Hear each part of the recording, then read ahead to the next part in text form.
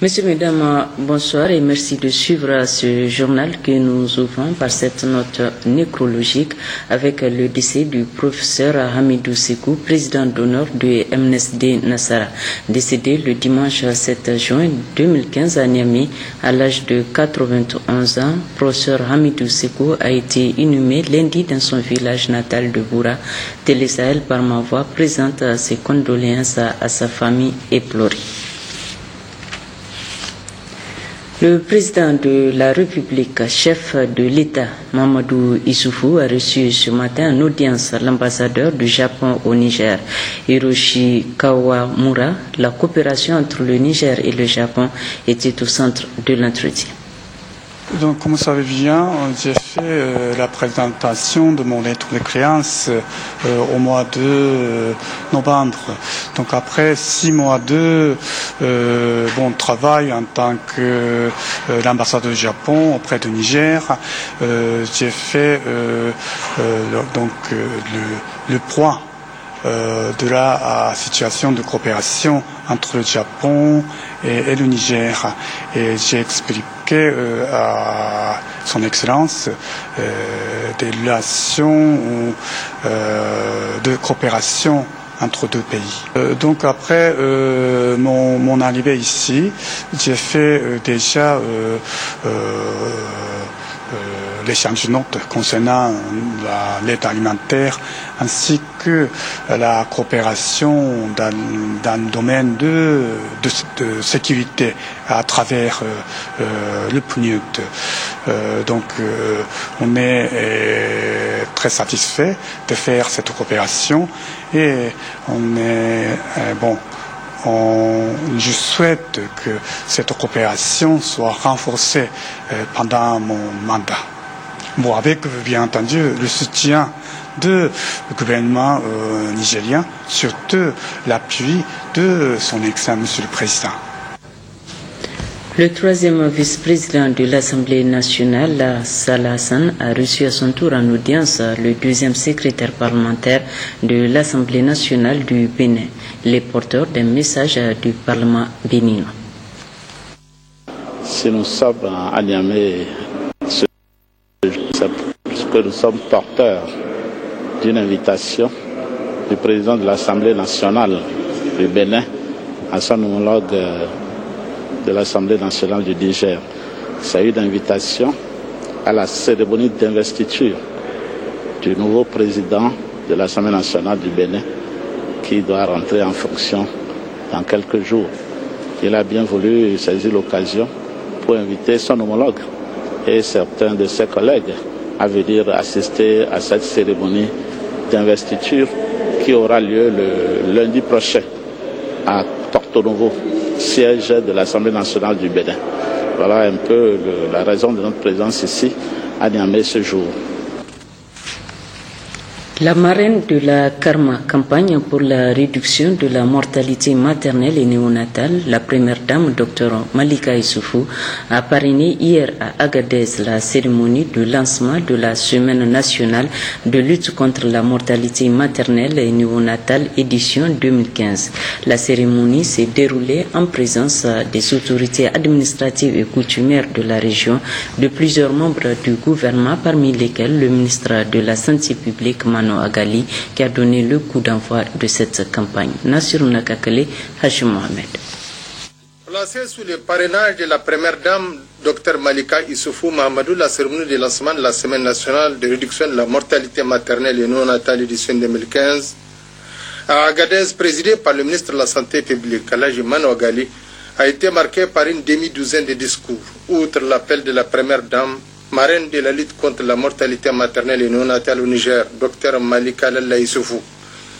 Dans son discours de lancement officiel de la campagne d'accélération de la réduction de la mortalité maternelle et néonatale, le ministre de la Santé publique a, au nom de son Excellence Issoufou Mahamadou, président de la République, chef de l'État et du gouvernement de la 7e République, remercié les autorités administratives et coutumières d'Agadez présentes et les habitants de la capitale de l'Aïr pour leur présence massive à cette cérémonie. Occasion pour le ministre de la Santé publique, Alhaji Mano Agali, de saluer à cet instant le parrainage de cette cérémonie par Madame la Première Dame, Dr Malika Issoufou, qui a toujours soutenu le secteur de la santé dans la réduction de la mortalité maternelle. Parlant ensuite du thème de cette édition, à savoir l'accélération de la réduction de la mortalité maternelle et néonatale passe par la notification d'audit et la riposte au décès à travers l'implication et l'engagement de tous. Le ministre Mano Agali a souligné en substance que si l'arrivée d'un nouveau-né est un événement heureux au sein de la famille et de la communauté, cependant, précise-t-il, toutes les grossesses ne sont pas sans risque. En effet, selon l'OMS, le risque pour une femme de mourir de ces complications est de 1 sur 16 dans les pays d'Afrique au sud du Sahara, alors que ce même risque est de 1 sur 3800 dans les pays développés. Aussi, pour faire face à cette problématique, pour honorer les engagements pris, a laissé entendre le ministre de la Santé publique, les autorités de la 7e République, avec à leur tête son Excellence Issoufou Mahamadou, président de la République, chef de l'État, ont mis en place une véritable politique socio-économique sanitaire au nombre des actions citées par le ministre de la Santé publique, entre autres les recrutements effectués et ceux en cours des agents de santé qualifiés, la dotation des centres de santé en 150 ambulances médicalisées pour faire face aux problèmes d'évacuation sanitaire. Grâce à l'implication de tous les acteurs, à tous les niveaux, notre pays fait partie des 6 pays qui ont atteint l'objectif du millénaire pour le développement, l'homme des 4, c'est-à-dire réduire de 2 tiers la mortalité infanto-juvénile. C'est le lieu ici de remercier tous les partenaires qui œuvrent sans relâche au bien-être des femmes et des enfants au Niger. À noter dans le même esprit l'intervention à cette occasion de la représentante résidente de l'INFP, Mme Monique Keleska, à l'occasion prononcée au nom de tous les PTF pour dire combien il est réconfortable pour elle de se retrouver aujourd'hui à Agadez pour cette circonstance. Pour la représentante de l'INFP au Niger, c'est là un bel exemple d'un engagement fort du Niger pour la réduction de la mortalité maternelle et néonatale. Cette préoccupation relative à la santé de la mère et de l'enfant a été aussi évoquée au cours de cette cérémonie par le gouverneur de la région d'Agadez, le colonel-major Mamadou Fodé Camara, qui a rappelé que sa région a enregistré en 2014 52 cas de décès maternels sur 12 802 accouchements. Tout comme le président du conseil régional présent à cette cérémonie, Mohamed Anako, ces 2 responsables ont adressé au terme de leurs propos leur remerciement à la première dame Dr Malika Issoufou et à sa délégation, aux partenaires techniques et financiers et à l'ensemble des acteurs impliqués dans le combat visant l'amélioration de la qualité de la santé de la mère et de l'enfant dans la région. Il est important de signaler aussi que les femmes leaders de la région d'Agadez ont de leur côté saisi cette opportunité pour saluer la constance et l'engagement de la première dame Dr Malika Issoufou à travers sa fondation Teteli Yali pour l'amélioration des conditions de vie des couches les plus vulnérables de la région. Ceci à travers ses appuis multiformes et hautement sociaux.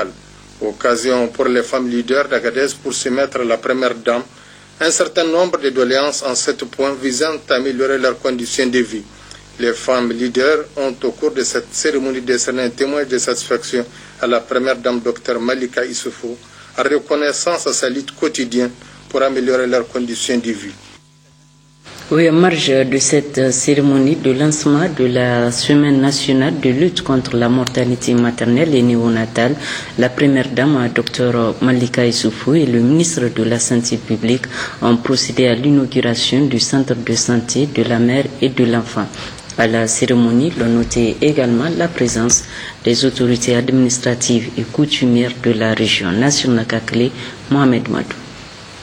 La date de création du centre de santé de la mère et de l'enfant d'Agadez, inauguré hier par la première dame, Dr Lalla Malika Issoufou, et le ministre de la Santé publique, Mano Agali, en présence du gouverneur Mamadou Fodé Camara, remonte au 31 janvier 2013. Fleuron de la coopération bilatérale nigéro-saoudienne, il aura coûté, équipement compris, la coquette somme de 1,7 milliard de francs CFA. Sa vocation est de servir de formation de référence aux 63 CSI répartis dans les 4 districts sanitaires de la région. Une soixantaine d'agents, en majorité bénévoles, assurent le fonctionnement de cet établissement situé au quartier d'Agamanet. Après avoir dévoilé sous les applaudissements du public la plaque symbolisant l'acte inaugural, la première dame a entrepris une visite guidée au sein de cet imposant complexe sanitaire. Elle s'est rendue en compagnie du ministre Mano Agali et du gouverneur de la région, le colonel-major Mamadou Fodé Camara, à la salle d'accouchement, au bloc opératoire et au pavillon d'hospitalisation de la pédiatrie, ce qui a permis à la première dame de s'inquiéter de l'état de santé des malades alités et des conditions de travail du personnel soignant ayant déménagé en avril dernier du centre hospitalier régional. Livrant ses impressions au terme de cette visite, Dr Lalla Malika Issoufou a encouragé les femmes à venir nombreuses se faire consulter et traiter dans ce centre adapté à leurs besoins et ceux de leurs enfants en matière de santé. Sentiment de légitime fierté aussi du ministre de la Santé publique. M. Mano Agali rappelle la mission assignée à ce centre qui prendra notamment en charge les questions de la santé de la reproduction. Avec l'ouverture de ce centre, il s'agit pour nous de prendre en charge les questions de santé de la reproduction, de la femme et de l'enfant. Il s'agit qu'il n'y ait plus de décès maternels. Il s'agit d'auditer les décès maternels. Il s'agit de suivre.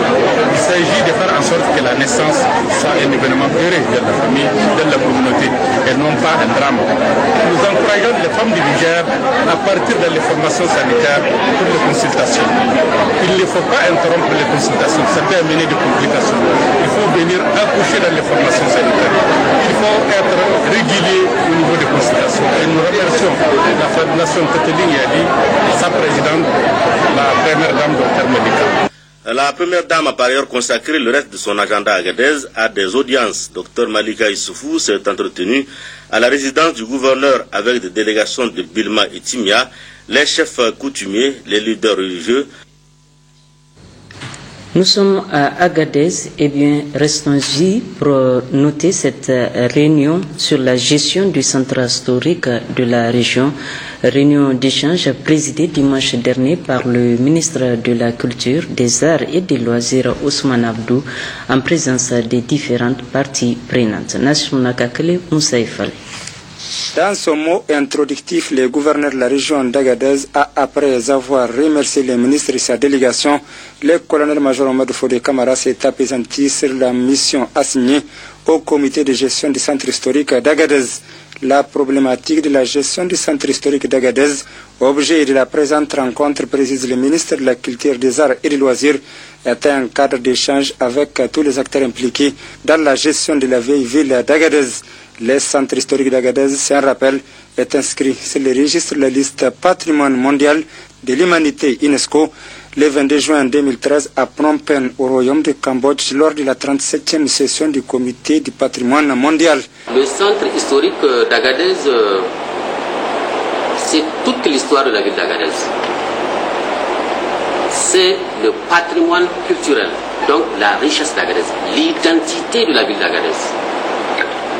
C'est conscient de cette situation que le gouvernement a décidé de présenter la candidature de ce centre-là pour son inscription sur la prestigieuse liste de l'UNESCO.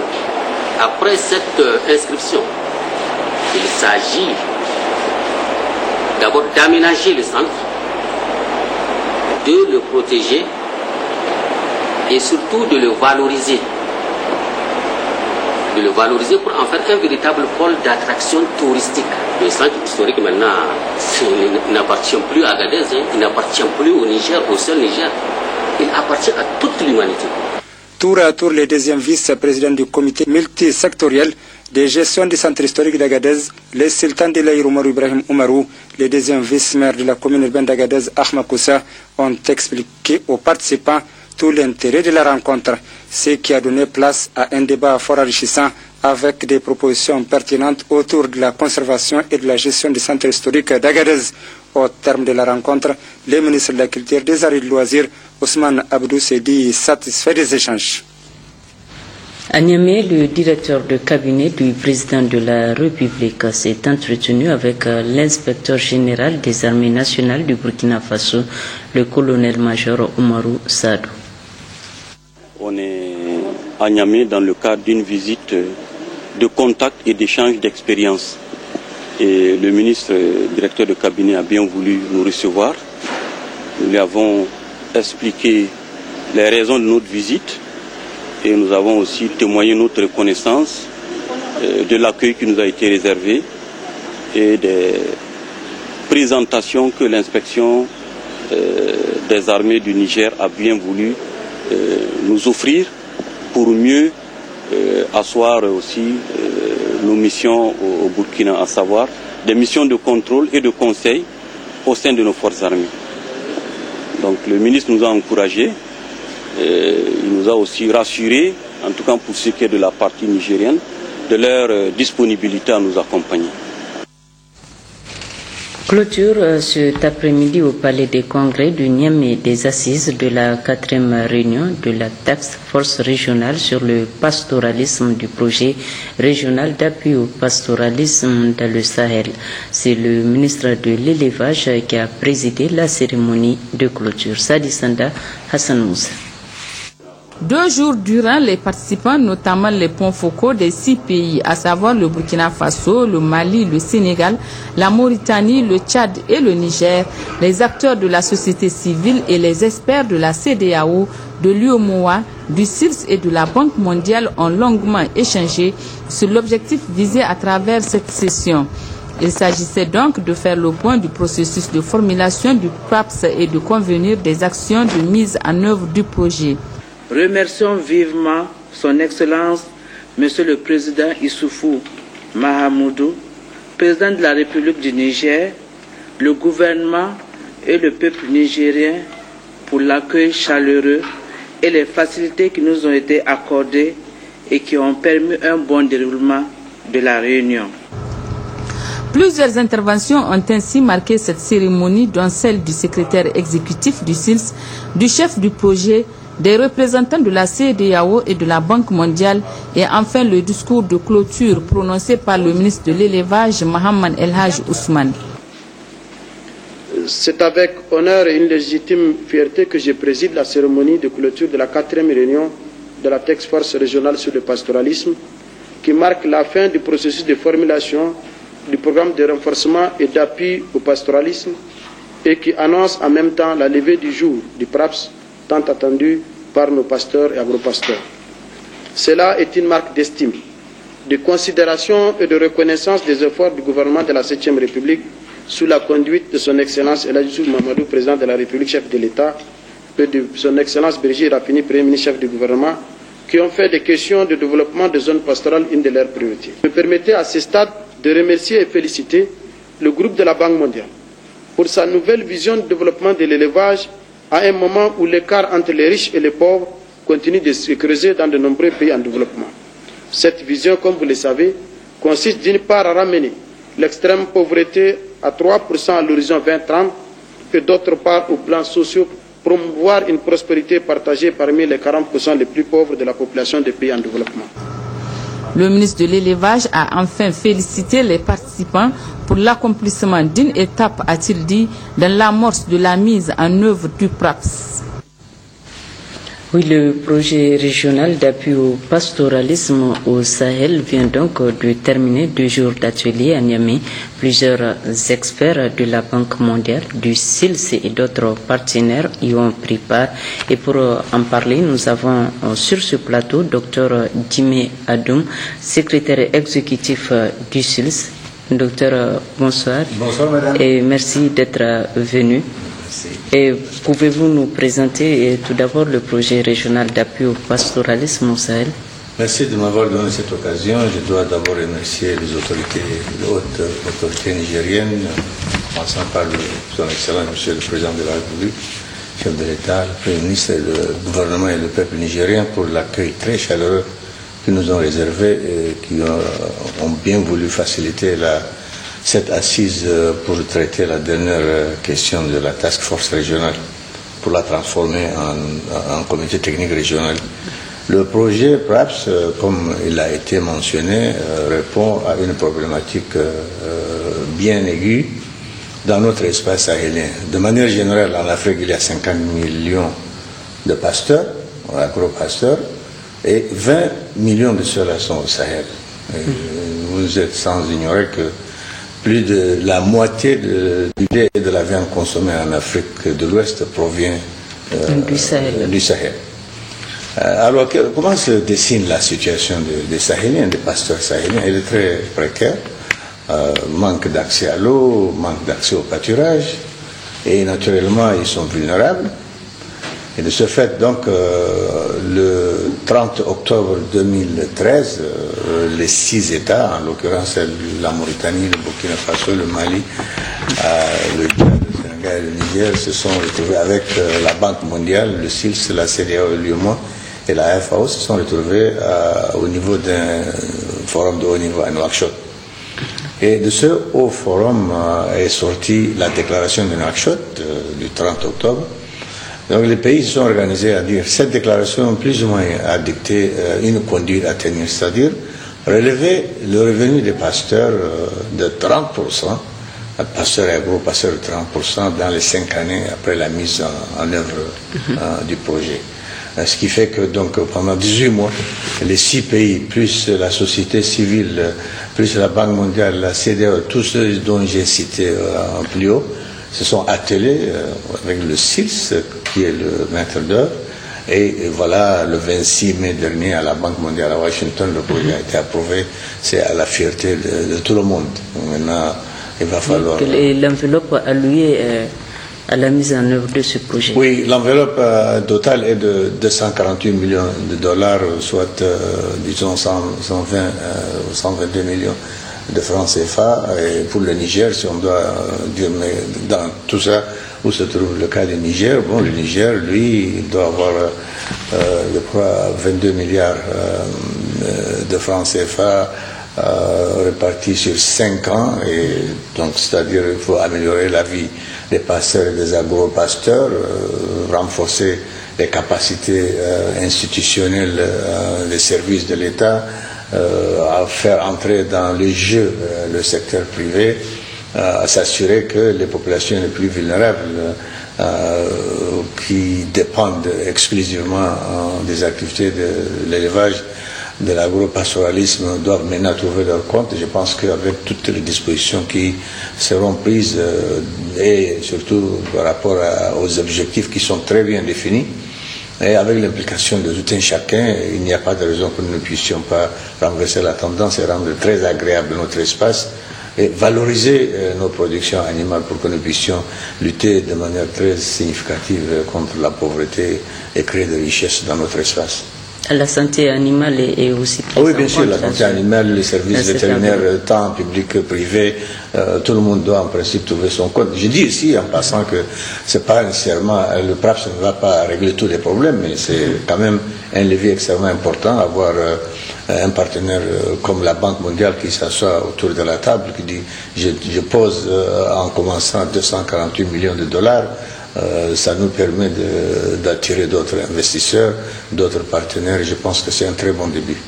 Et votre dernier mot, monsieur le... C'est pour dire que nos chefs d'État sont conscients du fait que cette zone-là a des potentialités, elle a aussi des problèmes, et que les organisations intergouvernementales telles que la CEDEAO, l'UEMOA et le SILS, en tant que bras technique dans cette sous-région, comprennent parfaitement la problématique, et avec le support et l'orientation de nos chefs d'État, de nos ministres, de notre société civile, de nos agriculteurs, agro-pasteurs, de notre fonction publique, de notre secteur privé, nous devons absolument valoriser, et le moment est plus que jamais là pour que nous puissions finir avec la misère.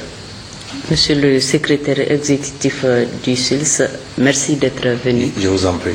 Suite de cette édition, visite cet après-midi du ministre de l'Équipement sur la route Goudel-Tondibia, Tondikouaraï et le boulevard Askia Mohamed pour un suivi des travaux entrant dans le cadre de la phase 1 du projet voirie urbaine à 70 km. D'autres précisions avec Jocelyne Amoussou et Isaac Issa. C'est une visite effectuée régulièrement par le ministre de l'Équipement pour constater sur le terrain le niveau d'avancement des différentes réalisations et travaux prévus dans le cadre du projet voirie urbaine 70 km de route. Une visite qui a commencé par les travaux additionnels dans le cadre de la route Goudel-Tondibia-Tondikouaraï, notamment l'électrification de cette route où 513 candélabres alimentés grâce aux panneaux solaires sont en train d'être installés. Lors de l'inauguration de cette route, j'avais déploré le fait qu'on n'ait pas pu réaliser les 2 marchés qui étaient prévus dans le marché global. C'est le marché de Tondibia et le marché de Goudel. Donc ce ces travaux non réalisés donc, nous ont permis de faire autre chose. Donc c'est ce que vous avez vu tout à l'heure avec nous. C'est le traitement du boulevard de l'Amitié qui a été arrobé sur deux fois deux voies et le traitement total des accotements de ce boulevard. Et aussi nous avons prévu aussi l'électrification de ce boulevard. Donc nous venons de le visiter, les travaux sont très avancés.